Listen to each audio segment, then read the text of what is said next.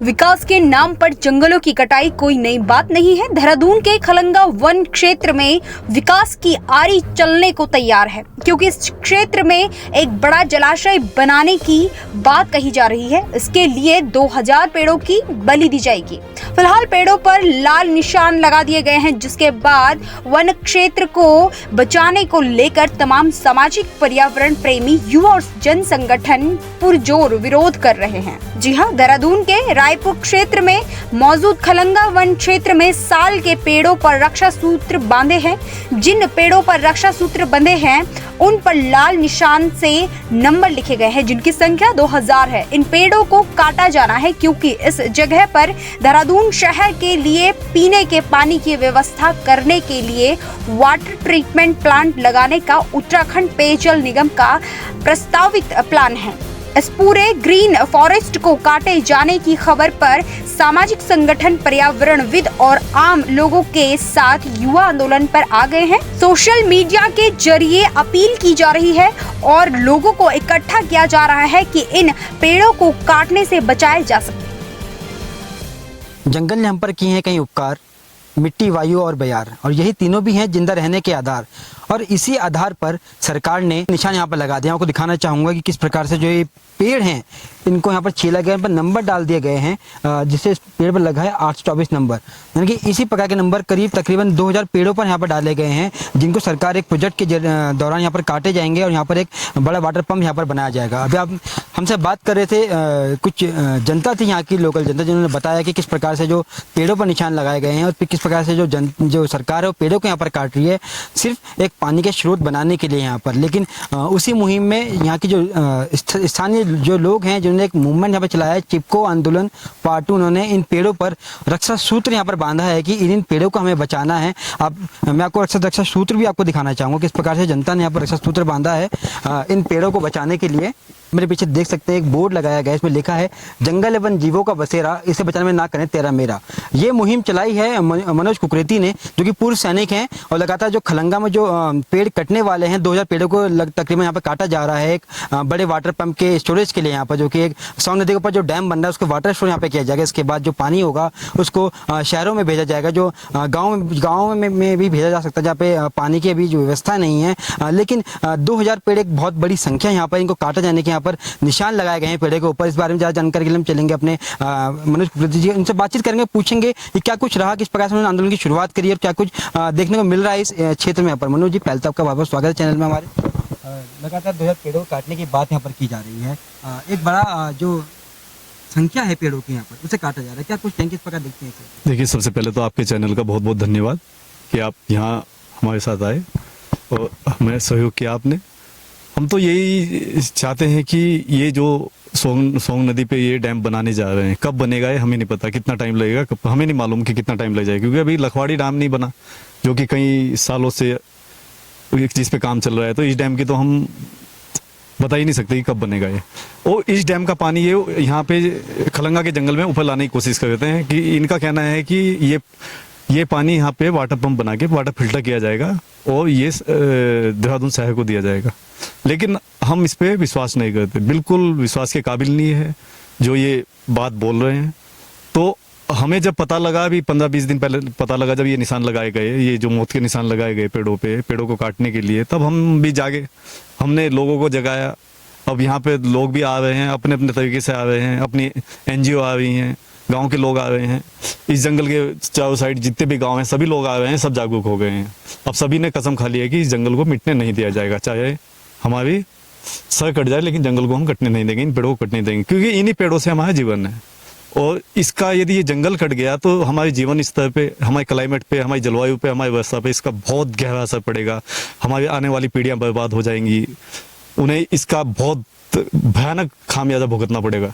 तो इसलिए हम चाहते हैं कि ये पेड़ ना कटें।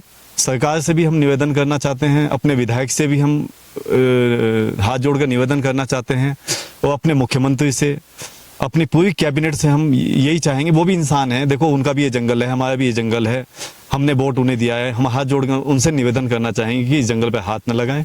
इस परियोजना को सोंग नदी के आसपास ही कहीं जगह ढूंढकर काफ़ी खाली जगह है, इसका समाधान हो सकता है। वहीं पे इसे वाटर फिल्टर किया जाए और पाइपलाइनों के द्वारा देहरादून शहर को पानी दिया जाए, समाधान निकल सकता है। लेकिन ये जल्दीबाजी में काम करना चाहते हैं कि जल्दी से जल्दी इस जंगल को काट दिया जाए, यहाँ पे वाटर फिल्टर। अब वाटर फिल्टर कब बनेगा, वाटर पंप कब बनेगा, कोई मुझे तो लगता नहीं कि कितना समय लगेगा। लेकिन इस परियोजना को अधिकारी भी इसलिए चाह रहे कि आसान काम हो जाए हमारे लिए। हमने जो ये इस जंगल पे निशान लगा दिए तो हमें दूसरी जगह न जाना पड़े, ढूंढना न पड़े, हमारी मेहनत बर्बाद न हो। तो मेहनत तो करनी पड़ेगी, समय लेना पड़ेगा, दूसरी जगह ढूंढनी पड़ेगी। अभी तो बोल ही रहे हैं कि 1 हफ्ते का समय इन्होंने दिया है हमें कि हम 1 हफ्ते में दूसरी जगह। विधायक जी को मैं इस चीज़ के लिए बधाई देना चाहूँगा कि विधायक जी ने भी बोला कि 1 हफ्ते के अंदर दूसरी जगह से ढूंढ लिया जाए। अब मैं सुबोध उनियाल जी को ही बोलूँगा, वन मंत्री हैं वो, हमारे मंत्री हैं, उन्हें ही बोलूँगा। पहाड़ से ताल्लुक़ रखते हैं, पहाड़ के रहने वाले हैं और पहाड़ से उनका बहुत गहरा संबंध है। पहाड़ से वो देहरादून आए हैं और देहरादून में इस जंगल का जो असर है, मंत्री जी को, विधायक जी को मैं ये बोलूँगा, इस जंगल का जो यहाँ के 20-25 गाँव हैं, इस जंगल के चारों साइड हैं, 20-25 गाँव पे इसका असर पड़ता है।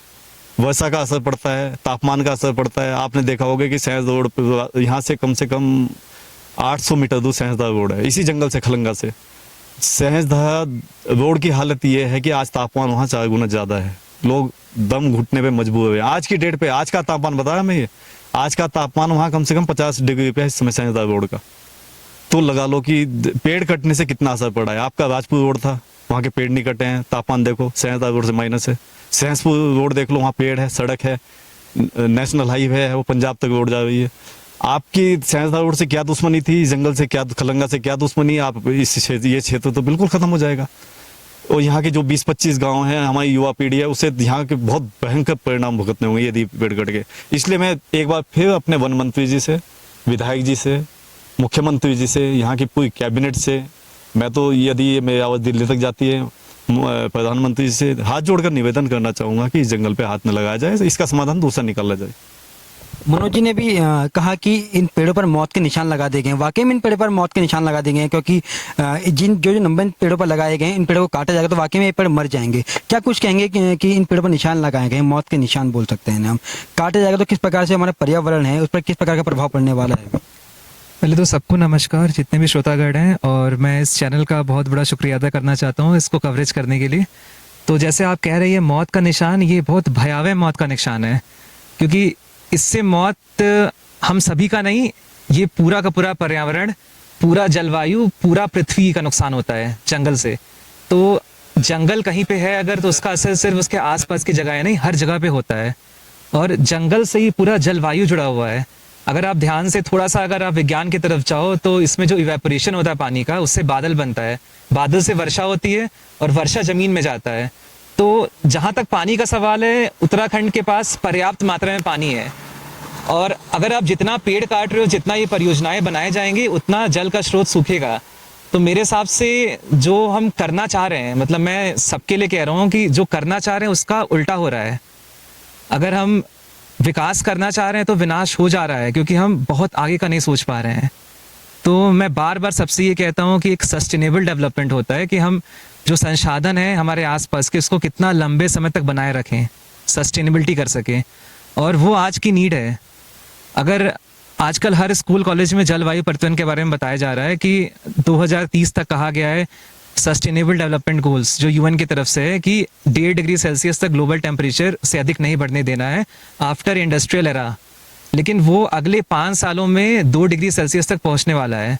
क्यों? क्योंकि कार्बन एमिशन बहुत ज़्यादा हो गया है। अब कार्बन एमिशन पे मैं लूँ तो जितने पेड़ होते हैं वो कार्बन को एब्जॉर्व किए रहते हैं, ये सारे पेड़। एक पेड़ भी कटेगा तो कार्बन एमिशन बहुत तेज़ी से बढ़ता है, और अगर पूरा जंगल आप काट रहे हैं तो पूरे इकोसिस्टम को चेंज कर रहे हैं। और इस इकोसिस्टम में सिर्फ हम नहीं है, हम तो प्रकृति के एक अंग है ना भाई, प्रकृति का पार्ट है हम, प्रकृति हमसे नहीं है। तो अगर हमें लग रहा है कि हाँ हम सब कुछ एब्जॉर्व कर लेंगे, सब अडाप्ट कर लेंगे, तो ऐसा पॉसिबल नहीं है। और मेरी हाथ जोड़ के विनती है सभी माननीय बड़े बड़े बंधुओं से, मंत्रीगणों से, और जितने भी अच्छे अच्छे पोस्ट पे लोग हैं, कि आप इस बारे में सोचिए। अभी अगर सबके एसी बंद कर दिए जाएं, लाइट भग जाए, तो क्या हालत होगा लोगों का, इतनी गर्मियां बढ़ गई हैं। मैं 2018 से यहाँ पे हूँ, मैं डॉक्टर हूँ, मैं माइक्रोबायोलॉजिस्ट हूँ हिमालयन मेडिकल कॉलेज में, और 2018 के बाद से पिछले 6 सालों में कल शाम का टेम्परेचर जॉली ग्रांट एरिया, जो सबसे ज़्यादा पेड़ वाला एरिया है फिलहाल के लिए, वहाँ पे 37 डिग्री सेल्सियस टेम्परेचर था शाम का। अब इमेजिन कर सकते हो। तो जो एयर क्वालिटी इंडेक्स है, ये भी सब लोग सुनते आ रहे हैं, AQI वो कितना खराब हो रहा है। तो हो क्या रहा है कि हम रोज का दिन काट रहे हैं कि आज का दिन अच्छा बीत गया, गर्मी बीत गई, हमारे पास गर्मी का सॉल्यूशन है AC, हमारे पास कारें हैं AC वाली हैं, हर चीज़ AC वाली हैं। लेकिन आप उन आम लोग के बारे में सोचिए ना, जो 60% लोग हैं इस दुनिया के, इस धरती के, जिनके पास AC नहीं है, जो रेडी पे अपना चला रहे हैं, ठेले पे चला रहे हैं, उनके बारे में सोचना है ना। अगर हम इंसान हैं तो हम क्या है? आप हर चीज़ को हमारे देश में धर्म से जोड़ा जा रहा है, अच्छी बात है, लेकिन सबसे बड़ा भगवान तो पेड़ है ना। आप ये क्यों नहीं सोच रहे हो? हर पेड़ में भगवान बसता है और आप पेड़ को काट रहे हो किसके लिए? अपनी सुविधाएं के लिए। लेकिन कोई ऐसी सुविधा नहीं है। बिजली की बात है, सबसे ज़्यादा बिजली पैदा हो सकती है सोलर पैनल से।